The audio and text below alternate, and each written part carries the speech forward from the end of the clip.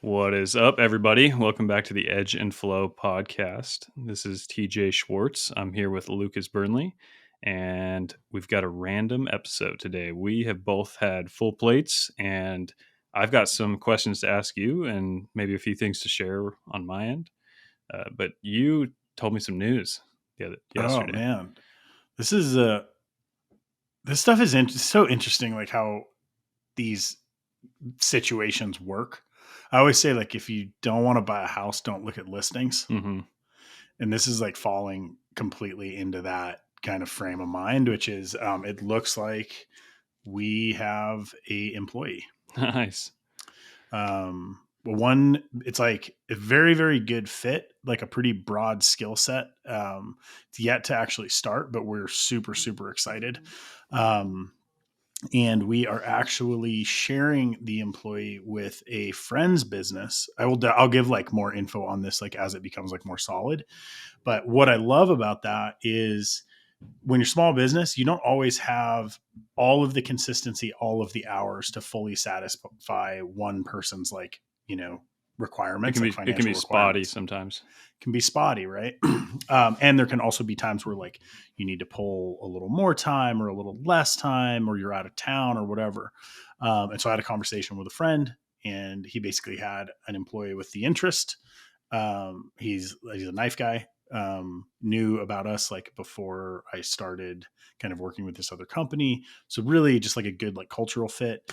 Has a really cool skill set. Has a graphic design background. So Ooh, like, yeah, that's handy. some of these shoring up weaknesses in my game, which is exciting, and doesn't need crazy hours. And the way I'm looking at it is almost like it's getting my headspace back into the thought of having a small team, whether that's one employee or a few. And Nice. so, yeah, I'm super excited. But like, we started talking about you having an employee. Right. This was not like my search for an employee. Did I infect you? Yeah, it just is what happens because you start to think about it, and then you start to have it like informs your conversations. That conversation gets brought up somewhere else, and then all of a sudden, like, the universe is like Yeah. piecing something together, Yeah. Well, right? I'll tell you right now, I've only just had an employee for the first time the last 2 weeks, and he's out in my shop right now making knife sheaths. So I am on a podcast right now, and knife sheaths are getting built. And I've It's a never good felt feeling. that. This is the first podcast where something is actually happening in my shop, other than maybe the tumbler. So it's a good feeling. Dude, that's huge. Congratulations. I mean, that's a full paradigm shift actually, It is. right? Yeah, it's a Like, game changer. dude, you just created time. So with your employee, the guy I've got working in my shop's name's Steven, and it's a similar Yep. situation as what you've got going on with. Yep. He's self-employed. He's got his business and stuff. He does Cerakote and whatnot. He's also a real estate agent. So similar kind of deal to what you have. What do you want to slot this new employee in doing? Like what's the hot topic? So it's a really good question, and that's kind of where we're trying to figure that out, and where I'm excited that we're actually starting off with like 1 day a week, Hmm. with probably potential for like 2 days a week. Hmm. So ultimately, where I need help is around some of like the standard like Burnley product stuff, like the SciPop, polys. Um, if I'm doing more fixed blades, Kydex, things like running the lasers, but also setting up the files to run the lasers. All of these things that are like either inside of my like expertise, but not where I need to be, not like the most valuable place for me to be spending my time, or slightly outside of my expertise. And so then it's like a double whammy because I have to do the task and I'm also not best suited for it. Hmm. And then the other one is we are slowly bringing in leather production, um, just like Nice. small stuff Yeah. like coasters, valets, like some of the products that Scout Leather used to make us. Hmm. He's basically started to like help us get set up to like bring some of those products in Cool. house. And that is actually like a prime spot to have an employee because the work is teachable. It is teachable to a point where you can achieve autonomy pretty quickly to where I can say like, hey, I want 25 sets of, Burnley Knife Co. vintage logo coasters. Mhm. and set that person free. Um, it's direct revenue producing product. So like, I'm really excited. Yeah. I'm like, at first I'm like, oh man, like one day a week, like how am I going to do this? And then what I realize is like, as soon as he is set on one task that frees me up for something else, it just starts to Yeah. create space. Yeah, it does. And I've got Steven making kydex, and I had him stoning some blades, like hand stoning, and I quickly migrated him to kydex because Mm-hmm. it seems like kydex eats time, Yep. and it's one of those things that like kydex itself, and he was doing a good job stoning, but I realized like my original idea when I thought about hiring an employee like months ago was kydex, and it Mm-hmm. just was, I was so behind on stoning that I was like, I'll just do that first. And then I was like, well, he's now doing this, and I guess I could do the kydex, is what I was thinking. I was like, well, it makes more sense for me to stone him to do the kydex because it's more teachable and it's like easier to jump into. And the other Mm-hmm. thing I like about kind of like what you just said with the kydex is it's like it's his first week in the shop. He's good with his hands. He does a lot of cool stuff. Like he's done a ton of Cerakote on firearms, and so it's like, yeah, it's $1,000 gun. Like you have to be careful. You know what I mean? So he Right. He knows. understands surface Yeah. finish, final finish, but he also understands process as it relates to Yep. maintaining finish. Yeah. Super important. And the nice thing about jumping him into kydex is like I told him, I said, your time is really the cost in that sheath. I just told him, I was like, if you mess up like 3 sheaths in a row, Yep. it's fine. Like Right. the kydex is, everybody knows, it's just a few bucks a piece, you know. Right. So You it's, better to learn it yeah, right, just make all the mistakes you hmm need. It's interesting, like when you think about jobs that if you come into a shop without like a full skill set around what that shop is doing, certain types of jobs start to really teach you or inform like what the future expectations will be. So you go to a weld shop as a grinder, you're grinding other people's welds, yeah, but that means you're looking at other people's yeah, welds and you're grinding them away. So you're actually seeing like what a good weld is, what a flawed weld yeah, is. And you're starting to like, just even if you've never welded, you're just starting, unless you're like paying no attention whatsoever. And then like you stay a grinder, hmm but like just being able to like look at it and understand like some of the minutia. yeah, Kydex is a perfect example. Like, were you a little hot? Did you let it cool off too much before you formed? yep, Like, why is this mold line different? Like, just kind of getting into that process yeah, is so good. yeah, yeah. So it's been going really good, and I'm stoked on it. So Nice. It did create one time vacuum. We had our downshift day scheduled oh yeah, that's right. and you bailed. I I'm kind of a loser, and I did push my downshift day out 1 week, and that's a good topic we can pivot to. So, I I have had my employee coming in, right, and I was Yep. mentioning that I was trying to get him on kydex, and I had him doing some overland sheaths because that's been all set up. The hot item is I just accepted the final payment for all my pre-orders for the Confidant, and it's like the kydex is the next thing, and I had to build the fixture, and so if I didn't build the fixture that day that the downshift day was going to be, then I'd agreed to have Steven there all week, and I didn't need more overland sheaths. I needed confidant sheaths, and Right. so it's like I had to push it a week so that I could get him going on confidant sheaths, and then I could have had it the next day, but he's going to San Antonio for a Cerakote training next week, all Oh, week. nice. So it's like a hard stop for him on Friday. So I was like, I'll just push my downshift to when he's in San Antonio, and just it'll work perfect. So It's perfect. and Yeah. so when he comes back, he's gonna be doing a bunch of Cerakote and sandblasting and more kydex for me.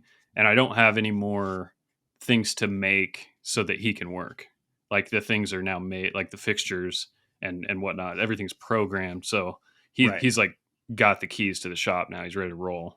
Yeah. So That's where this time around I'm really trying to figure out a progression, as far as creating some processes that are not fully dependent on me. mhm.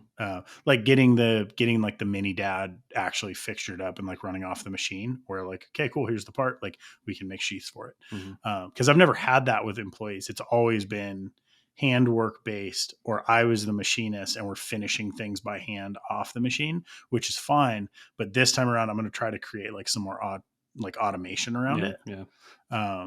which is exciting. That is exciting. And so, yeah, Um, long story short, I don't have any reports for my downshift, and that will be all right. next week. But you It's a good one. did take Oh mine. yeah, I did. I did mine. Mm-hmm. It was interesting, man. It was a different flow this time. All right. Uh, Started off very similar. I was like, all right, I'm gonna go. Like in the morning, I was feeling anxious again, just like the first one. I was like, I have no idea what I want to do. I hadn't been able to like think about it. And I was feeling guilty about that. And I'm like, all right, well, I'm just gonna go. I'm gonna sit down, I'm gonna have breakfast. That breakfast actually turned into 5 hours of a deep dive into the coaching module that I'm in with Mm, my business coach yeah. that I had been like slowly chipping away at Mm-hmm. and like trying to make time in the evenings or like in the morning a little bit. And what I realized, I was like, man, if I can just fully connect with this and get it done, that like right there is worthwhile. So Mm-hmm. it was interesting because at the end of it, I was actually tired. Mm-hmm. Like I finished it and I felt tired. And so I don't know if it really fit into like the construct of the downshift day, but it opened up a completely separate train of thought, which is that I want you and I to sit down and essentially create a pie chart, okay, of kind of, so I guess let me like back up. So imagine this. Imagine you're going into your downshift day and you go to your pie chart. And your pie chart has kind of slices of different types of input, output, experience that you're able to kind of tailor to like what you're so like maybe you're like, man, I've been so bunched up. I need something really physical. Mm-hmm. So you're like, okay, like I'm feeling like I need this. So it starts to inform like how some of that time is spent. I Or see. like I want like I'm feeling like super overworked. I want like to relax. And so you're like you start to shift it that way. Mm, I There's see. like this is what I needed this day, but I didn't realize it going into it.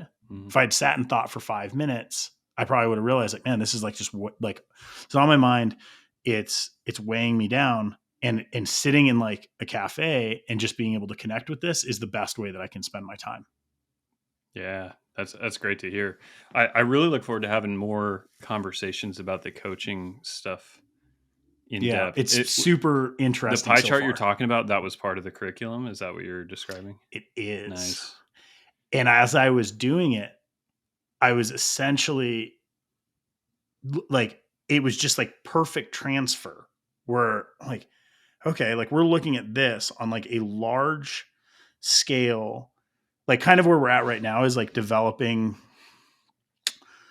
or laying like baseline for some of kind of like values, priorities, stuff like that, like elements of your life. Mm-hmm. And what was cool in this context, like I had to physically draw this chart. You are asked to mark like where your current level is, and then separate that and like add to where you would like to get to. Wow.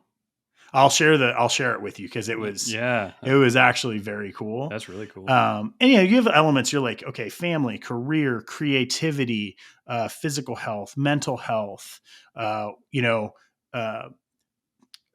wealth, And it's not or like this thing where you end up, I just need 50% more of all those things.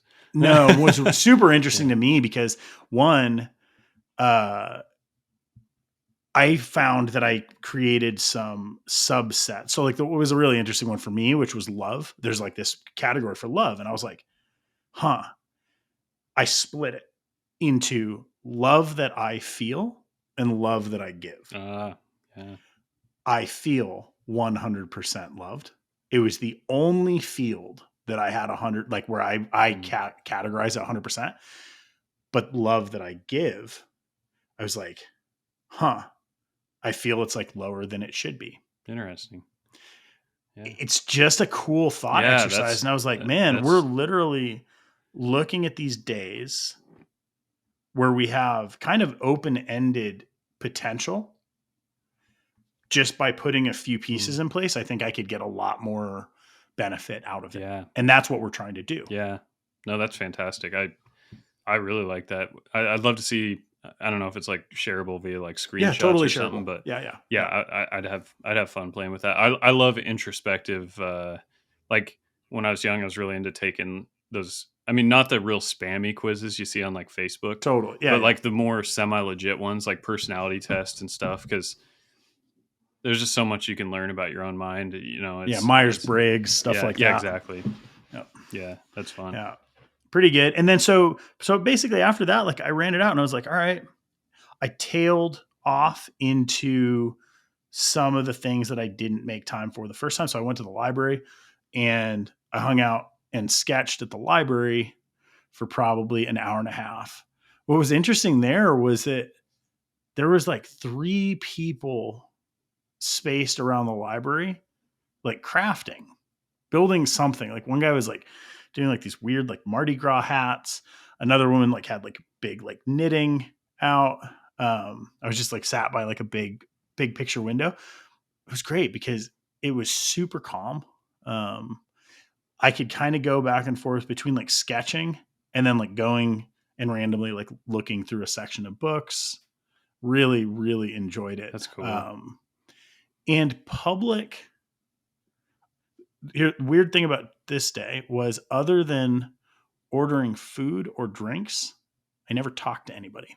The first day we did this, I talked to like a bunch of people. I felt myself like engaging.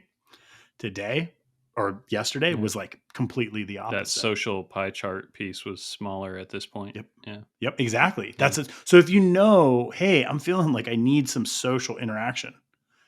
One, it might inform like where you decide to physically go, but then also like how you decide to interact with any space that you enter. Dude, I'm loving this. It's so fun. That's great. I'm glad I skipped mine because you told me this and now I can think about it for the next one. Yeah. Maybe I'll do like a draft of this and just like hand it off to you. Yeah. And you can play with I'd it be down going to into look your at that. day or something. Yeah. I'll check that out. Yeah. I'm trying to think if there's anything else, man. Yeah. Basically from there, I did the same thing as far as like I went downtown and I parked my truck and I walked and I'm noticing like a theme so far, which is one, I basically live in AirPods. Okay. Between audiobooks and music and news, I always have some kind of content rolling. Same. Both of these days, I've never put my headphones in. That's a good idea. And I've walked. And so I think there is for me something meditative about just like walking from place to place, goal to goal, somewhat aimlessly or not. And also just not having any noise. So that's been kind of cool. Yeah. No, I need hearing protection in the shop at all times with my loud stuff. So it's like I just wear over ear Bluetooths and it's never not playing some sort of podcast or something. So I didn't listen last time when I did my downshift day, but this time I'm going to intentionally make sure that I'm avoiding that kind of like passive consumption of information, you know? I think it's probably, I mean, it's awesome. Passive consumption. Yeah. That's a great term because that's what it's kind of like default background noise. A little bit superficial. Yeah. Yeah. Well, okay. How about this? So you will have done your downshift day by the time the next episode airs. This will be the last before your day. Do you have like right now, do you have like a sense of kind of a direction or like anything you want to either like achieve I think experience? I think I already mentioned it. There's this museum I've been wanting to go to for probably 5 years. And I never ended up going, and we had kids, and museums and kids are not really, a 1-year-old in a museum maybe is not the jam. So I just haven't been able to go, but it's an air museum of like old military planes.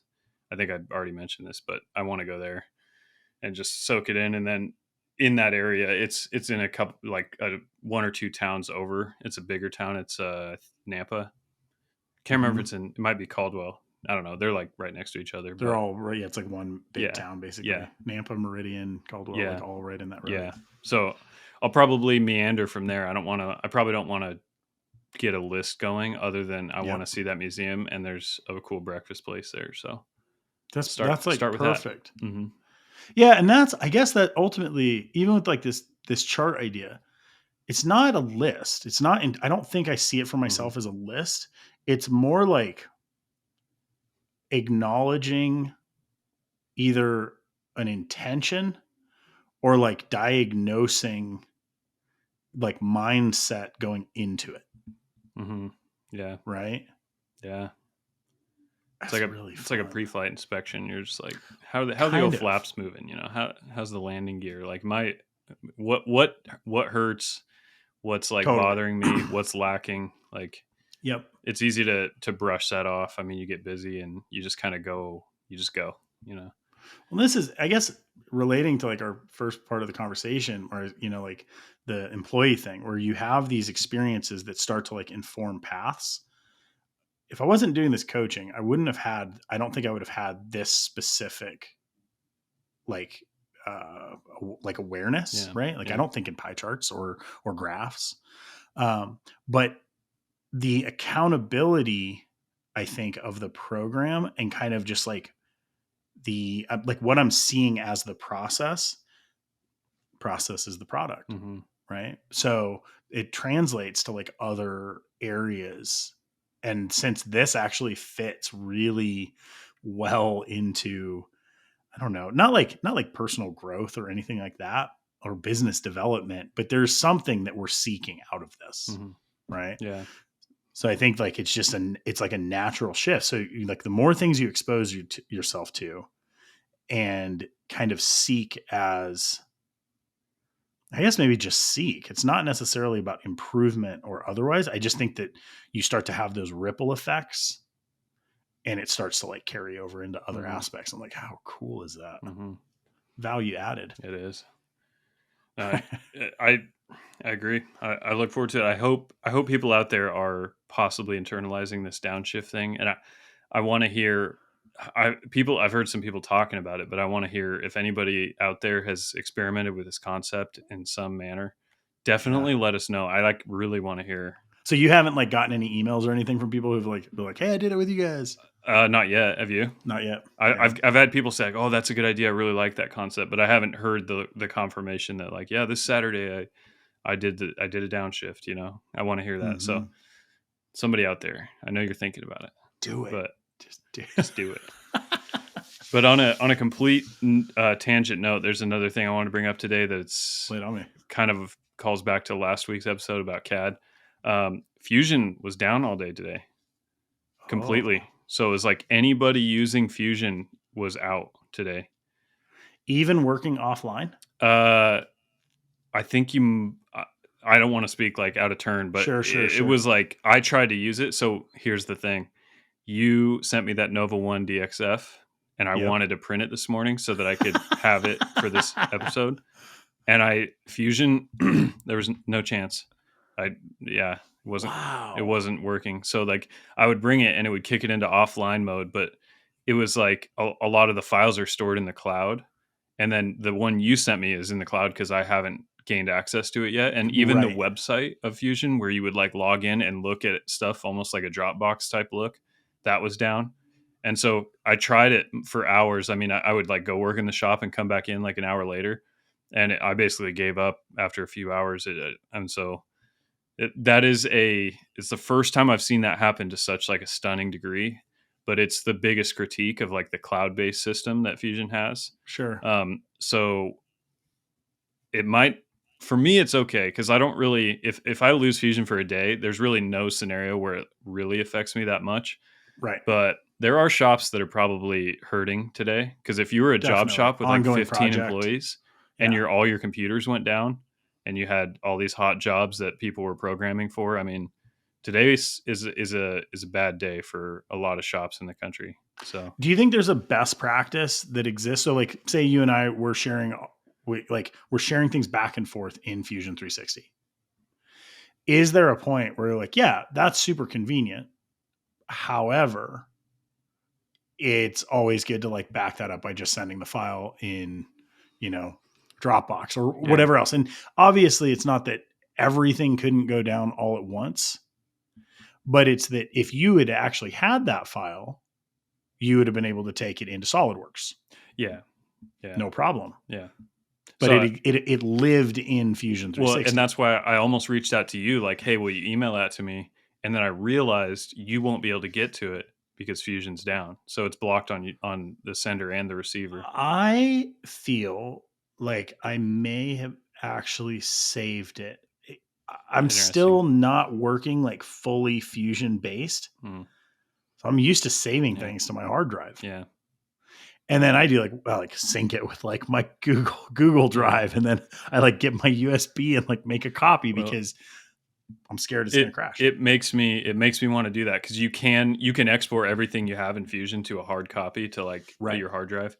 Yeah. I might go through and some of my critical stuff do that. Like this is kind of a shot across the bow of like, yo, be careful. I mean, it's in the cloud, you know. Anything cloud based. Yeah. But so this is like this can exist on like a much larger level, right? Because like any system that is made to be convenient is usually giving up some level of control. Yeah. Yeah. So is what it is. You know? But I'm not like it's fine. It's whatever. I'm not overly worried about it, but it just because we were talking about CAD last week and like SolidWorks versus Fusion, like it is definitely something to note if you have a shop that would be in trouble if you lost it for a couple days. If you couldn't program for a machine for a couple days, can you live with that? You know, what does that cost? Yeah. So. It's interesting. Like, I would go and I would be like, all right, well, I guess I'm going to continue this in Rhino, or I would start something new. Yeah. But our shops are not generally output dependent on a day or two of some level of CAD. And we're not job shops. So like a job shop in a CNC, all they do is program. They're programming 24/7. And I don't do programming that often because I run the same product. So I like if my computer completely went up in flames, like my machines have the programs to run the knives already. So it's like I wouldn't lose that. It's just if I wanted to run a different tool or change the tool path, that's when it would be a problem. That's a problem. But anyway, that's a little side note I wanted to go on because I saw like I'm in a Fusion Facebook group and there was just an outpouring of like frustration because it's like a big Facebook group and there's just all these comment chains of people like freaking out. I mean, to varying degrees, but how is that? You know, it's crazy. Like for all the groups that I've kind of been in and it like is so critical for our business, I'm really not active in a lot of groups that I feel like probably would really benefit me. Yeah. So like the Haas group and I'm honestly Fusion not active group. In any of them. No. I just like I scroll past things and I just pick up like you said, passive consumption is like just scrolling past people talking about Fusion and Haas machines and even like machines that I think are cool that like are dream machines that I wouldn't buy for years and years. Like I'm in the Okuma group just because I like to see, okay, what are people complaining about? You know, it's just data. I love that. Yeah. Well, it's kind of like you're accessing like a universal knowledge. So you don't need to do a deep dive into the information because you're getting these blips of kind of story. I loved working in bars for this reason because you get like, I don't know why, but like I was always able to like pick up conversations. So like I'm bartending, I'm like, back there doing nothing, but I'm hearing like snippets. And so you're like hearing about a concert coming up and you're like hearing about whatever else, a checkpoint. And you're just like in your city, you're hearing conversations.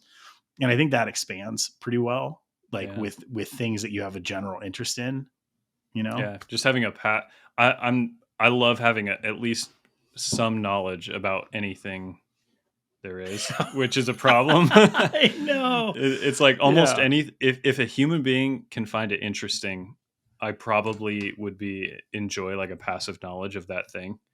And Yeah. so I have to like shut that off intentionally sometimes, but Yeah. yeah. I always thought that was like an interesting goal as a human, is to be able to have a conversation around a topic that you're not actually informed on and have an intelligent Yeah. conversation. And there's always a way to do it. Yeah. I mean, it always is too absolute, but I feel like in most circumstances, Yeah. if you're a conversationalist and have like kind of a broad background, like Yeah. you can start to You at have least ask a frame of questions. reference. Yeah, frame of reference to ask Yeah. questions, to like start to learn or Yeah. engage. Yeah. No, that's for sure. Community is the benefit of the internet that is used for good and bad. But I tried it. The internet's interesting. Like Zach in the Wild did that video in my shop, and he Hmm. asked me That was a great video, by the way. well, I appreciate it, and that credit goes to him because him and Jamie, they're experts, man. They're so awesome, Man, so so good. good. But they asked me like at the end, they were like, "What are the 3 tools that you will use the most?"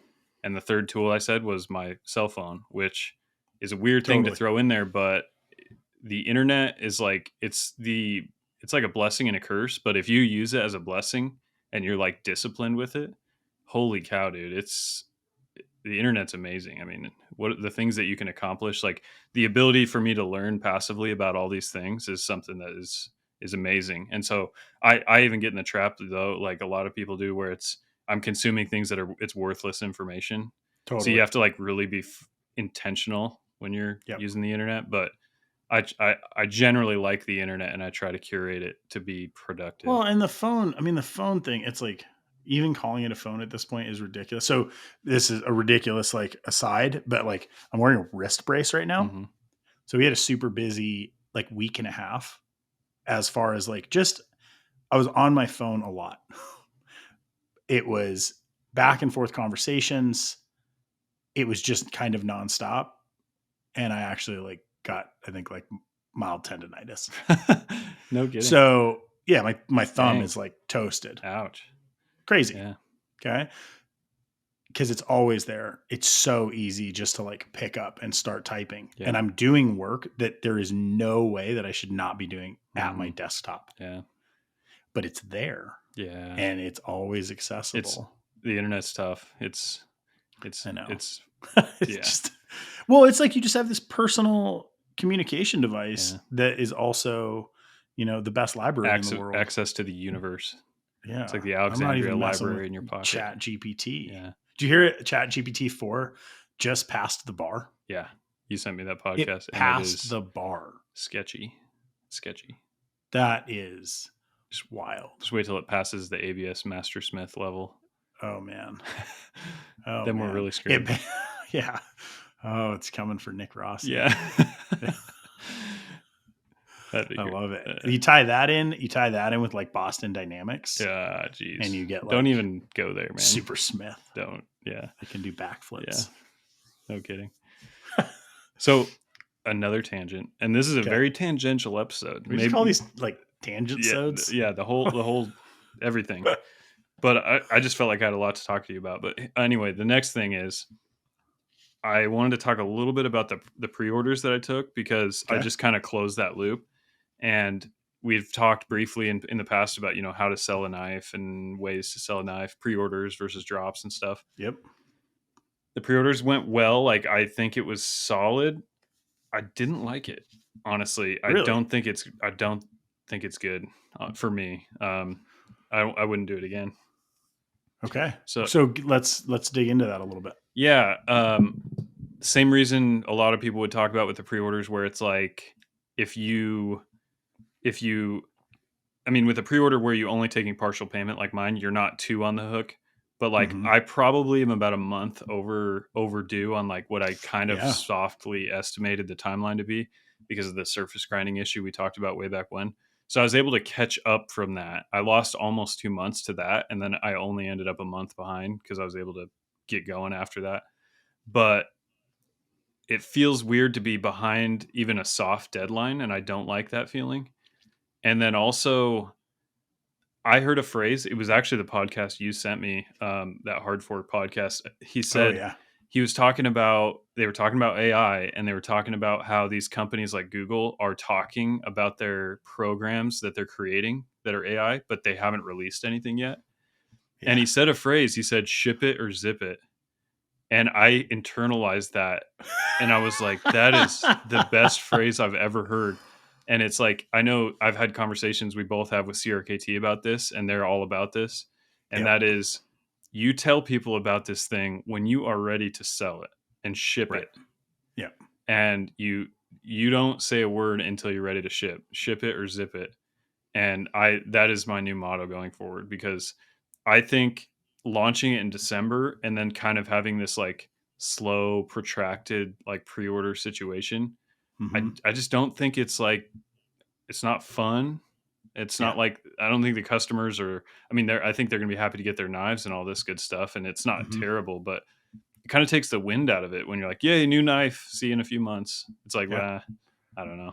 This is actually great Yeah. because I'm on the other side of the spectrum right now, but it's different. And this is kind of a great point to bring up, which is most of these tools, they have a time and a place where they are incredibly valuable. Hmm. And then outside of that, it's like a pretty big situation of like diminishing returns, right? So our internal conversation recently has been like, hey, we're doing these drops. We're like dropping a lot of times like the same day a newsletter is going out. So like a newsletter goes out and 30 minutes later a drop Hmm. happens. And we've started to play with like, hey, like what happens if we actually start to talk these things up and like give a little more um, of an on ramp to them. And then also around certain types of product drops. So like we're doing the ring, the rose ring with Good Art Hollywood, and we're doing that as a pre-order. But inside of that structure, it works very well because rings are sized. Hmm. Well, and And you shipped right. some rings though. So we did that was different. So we did two things, right? We did a soft launch of the ring where we made 25 rings in 5 sizes. Hmm. It let us do a couple or like get ahead in a couple ways. One, it let us test production. Okay. Kind of just like get everything like rolling. Hmm. Okay. And then it let us see out of like some major ring sizes, like where the overall demand was. So like our customer base skews towards larger rings, right? Hmm. Primarily male based. However, there was a desire for smaller, even smaller than what we had Hmm. rings. Okay. And larger. So I think we're going up to a size 18 ring, I don't know which is ring sizes. insanity. You could basically wear it as a bracelet. Nice. Like it's big. Okay. Half Thor Bjornson's ordering one of your rings. Big. Yeah. Basically, Josh was like, I've made one. It was for a sumo wrestler. No kidding. So, but what I love about this is like, we've got like in the groups, like we've got some like big boys, right? And a lot of the product that's around, like it just doesn't fit. Hmm. I love that we're actually going to be able to like offer Yeah. that, even though we might sell 4. It's been really Yeah. cool, but that's a total pre-order You're thing going to the because it might be furthest 4, it reaches might of be the bell 10. curve. Yeah, Yeah. up and down. What's really cool, this is working with Josh has been so much fun. So he's like, yeah, he's like, we're going to do different sizes, but he is I say he's like detail oriented, but like it's same with us, right? In a different product line. And so he's like, yeah, I can scale these rings up and down, but he actually made a cutoff point for essentially three uh, size ranges and redesigned the ring so Mm, that the ring would actually work really well between like this, like, size 5 and size right. like, 8. And then it was like 8 to 12. For So sure. they all have minor tweaks. I never would have thought That's of it. I was just like, clever. oh, you just scale it. That's Yeah. clever. Yeah. But yeah, so that's like a great case study for like, okay, pre-order as it relates to having a product where you have no idea of what the actual demand for a given size Yeah. is. I guess that's true. If you are in like true exploratory mode, like you're selling Yeah. rings all of a sudden, Right. That's And it's, new. yeah, that's new Yeah, for us. yeah. Right. I think there's merit to that. I think as an exploratory tool, but for me with the confidant, I don't. I'm not saying it was a mistake because it's gone Totally. well, but I think that my next go around, people are going to get an email and an Instagram post is going to go up, and all the fixtures are going to be built, and I'm going to have knives like ready to ship soon. Like soon. That You're at a point. So I was going to say, like, where is the risk in that? But we know where the risk is, yeah. right? The way that you're doing a pre-order would work very, very well for someone who is exploring their ability to sell. Hmm. You now have a baseline of what you are actually able to sell. So you can take that calculated Hmm. risk and say, well, why am I going to do it? Like it's funny. So without like telling what the products are, we had 2 products that we were going to do as pre-orders coming up. And we just realized like, there's no reason to do a pre-order. Like we can just do the drop. Like Hmm. I'm confident enough in just building it and dropping them that actually doing a pre-order just complicates Yeah. the situation, Yeah. you know, Yeah. especially if you're doing limited pre-orders. This is like a really weird area of it. Maddie's always wanted to do an open SciPop pre-order. Hmm. I've never gone past 200 pieces. It's just like a habit thing kind of. And a true pre-order could be really interesting because Yeah. you would just give everyone who wanted a chance at it you can actually get it, Yeah. For sure. right? That'd be So interesting. Might be scary though. yeah, I think that would be scary. I don't think the numbers would go crazy. If I had like a gut, I think it would be above 500, under 1,000. That's like my gut response. Although like from searches, like when we look sometimes at numbers on the website, I could be like completely wrong. Yeah. Yeah. It's hard It's to say. interesting. Yeah. But like, so with your pre-order, did you have a capped amount of knives? Not really.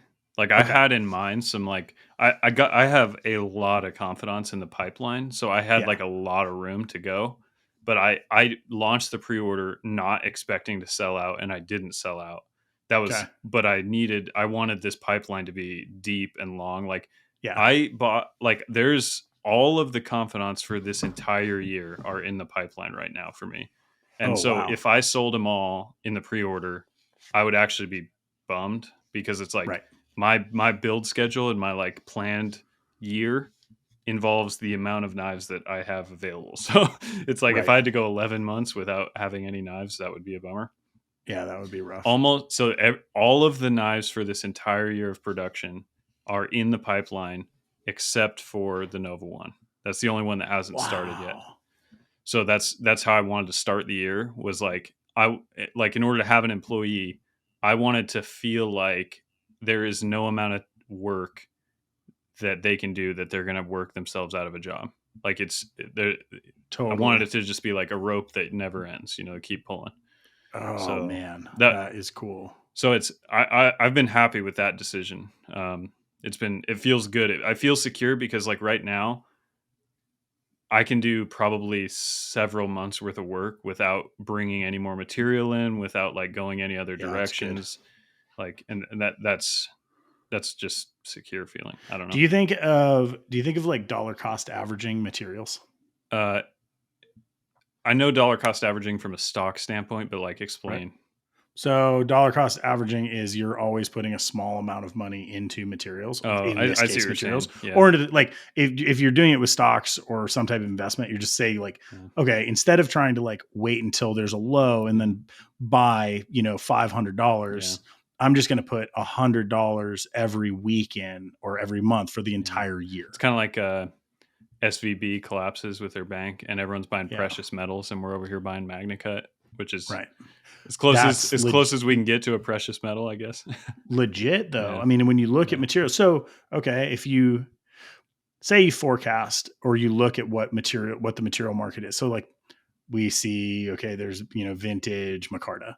some type of like Westinghouse micarta or something, and 5 years ago, you're like, all right, well, price is kind of going up on this. I know I'm going to use it.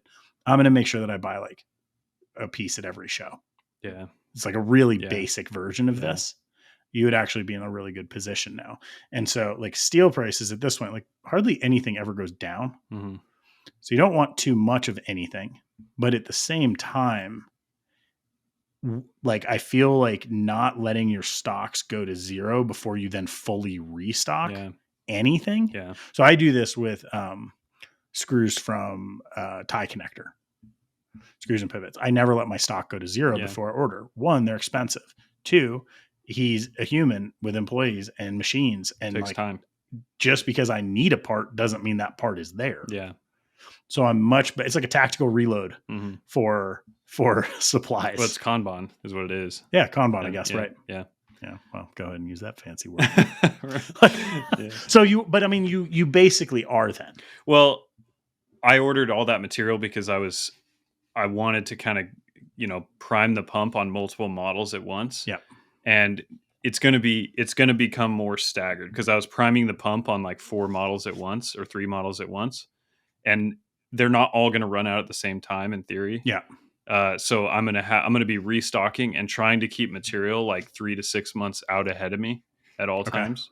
That's like, I was going to ask, like with Kanban, I would imagine it varies by industry, but is there like within the system, is there some type of general rule as to what your like reorder point is? That's a good question. I think that's totally, it's like, it depends on what it is. And it depends on what kind of company.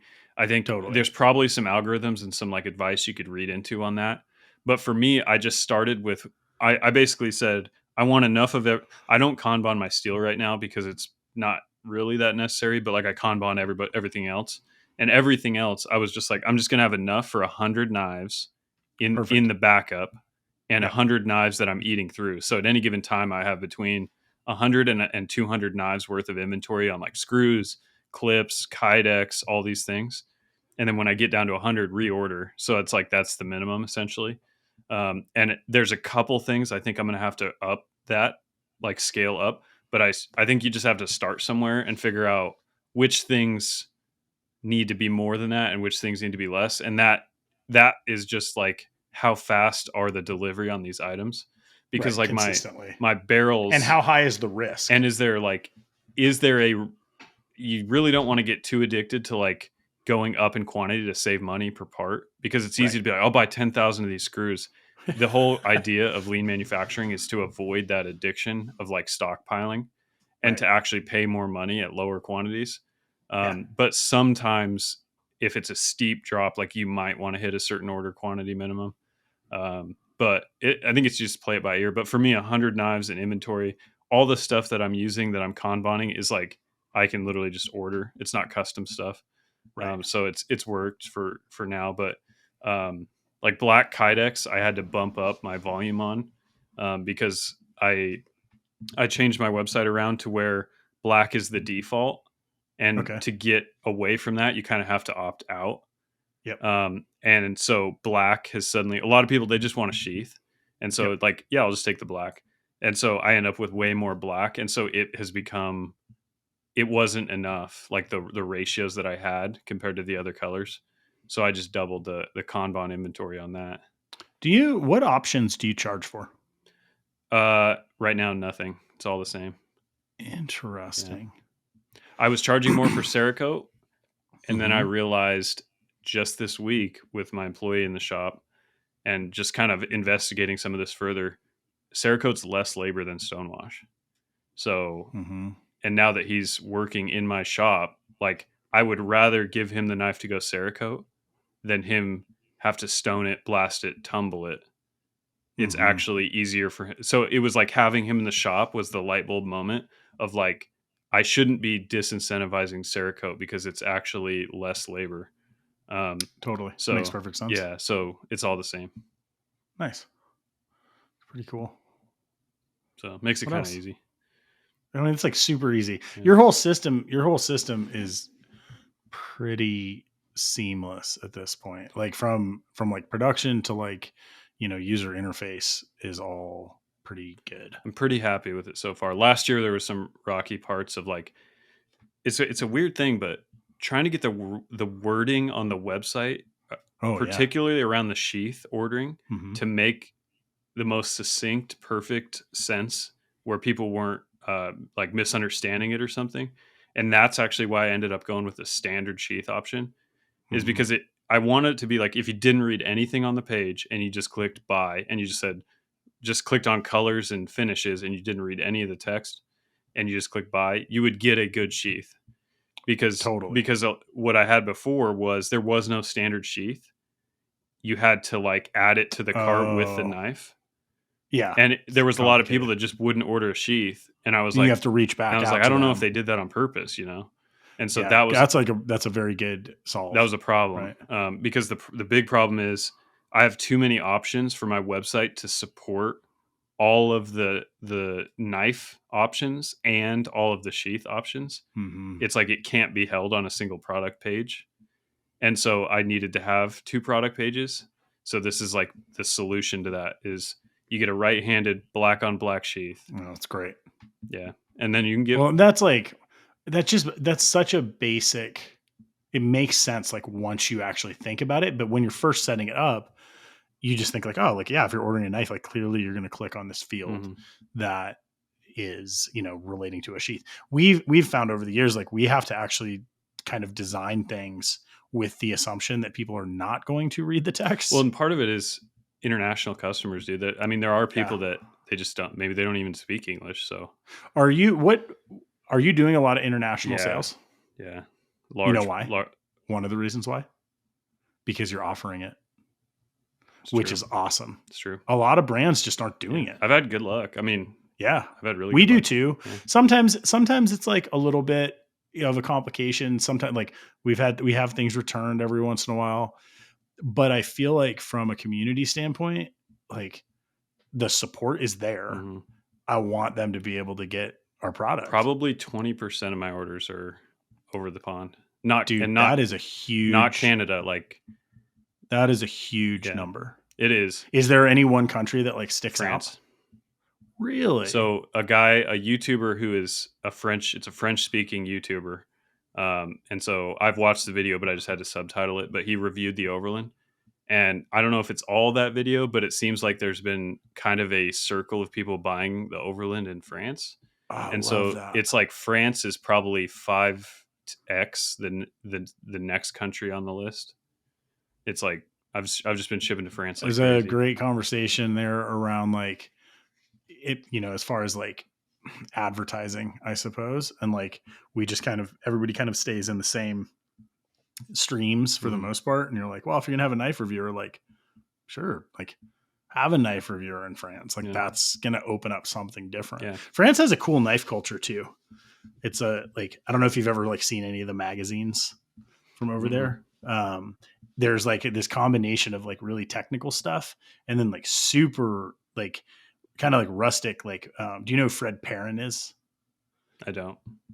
So I guess he like before your time, but he's kind of like crafty tactical. It's like very handmade looking stuff, but like he's designed for Spyderco. Like he's been around forever. Like kind of self defense oriented, but like very handmade looking. Mm, cool. And I've always wondered if he had like a large effect on like the French knife market or Mm, if that is just kind of the style. But lots of like rustic knives. It's just I cool. don't know, just a cool thing to see. I will say I love all my customers and shipping knives to everybody, but the feeling of sending something to like Europe or something or Yeah. overseas, there's something special about it. And Yeah. I can't put my finger on it, but it's like somebody cares enough to want my knife and they're way over there. And like, I don't know. It feels good. It feels, I really, and like you said, not offering it. There's some websites that I would go to pretty great lengths to make sure I offer it Yeah. because it feels good. Like Yeah. it's a cool thing. So That's how we feel too. yeah. And I completely understand that feeling around shipping something. Well, I think it's actually easily quantifiable. I remember the first knife I ever sold overseas was it was to another knife maker who was on one of the forums. It must have been like Knife Network. And his name, I think it was a screen name, but his name was Jason Cutter.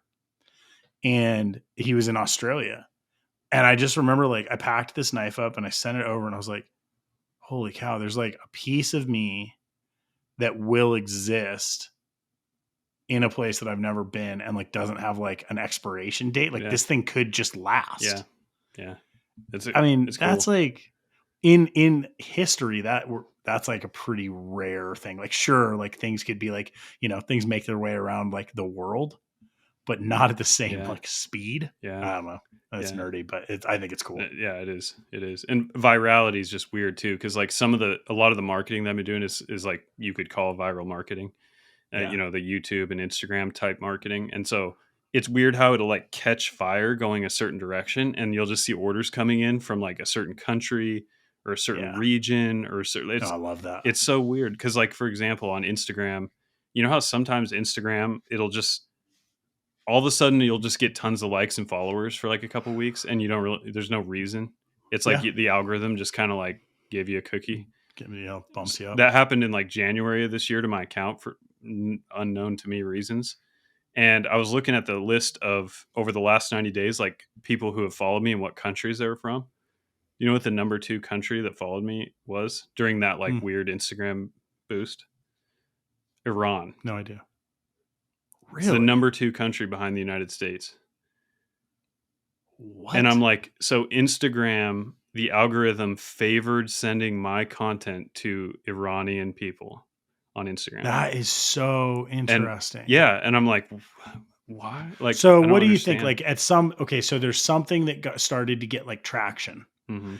And then that trickle down effect, at some point you get like roped into that. I don't know. That algorithm, dude, is, I mean, there's a reason it's kind of a hot topic these days. She is a fickle mistress. It is, yeah. It is a confusing and strange beast. So I don't know why that would be, but thanks everybody. If there's anyone listening to this from Iran, like if you followed me on Instagram in the last 3 months, I guess we were destined to meet. I love it, man. Yeah. What else, man? That feels like a pretty good like tangential sode.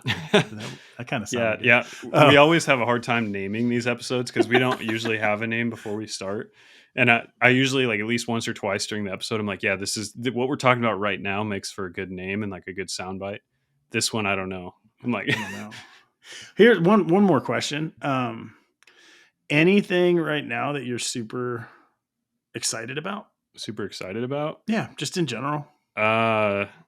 We got chickens. That's pretty fun. Dude, that is exciting.